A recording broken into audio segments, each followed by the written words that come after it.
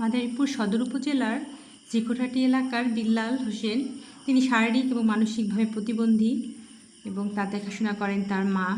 এভাবেই তাকে আসলে কোলে করে নিয়ে আসতে হয় এবং এটা খুবই কষ্টকর একটা ব্যাপার।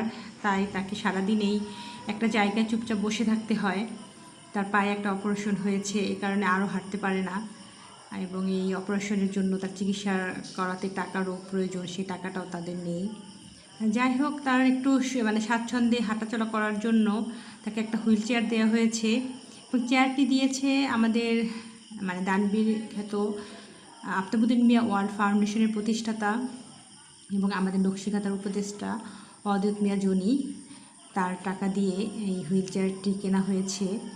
আসলে একজন প্রতিবন্ধী যে হাঁটতে পারে না, তার জন্য একটা হুইল চেয়ার কতটা প্রয়োজন, যার প্রয়োজন শুধু সেই বুঝবে। কারণ একজন মানুষকে কোলে করে এই জায়গা থেকে ওই জায়গায় নেওয়া খুবই একটা কষ্টের ব্যাপার হয়ে দাঁড়ায়। আর এই চেয়ারটি পাওয়ার পরে বিল্লাল হোসেন খুব খুশি, সে শুধু হাসছে। চেয়ারটা পাইয়ে অনেক ধন্যবাদ আপনার। চেয়ারে বসা খুব আরাম পাইতে আসে আমার ছেলে।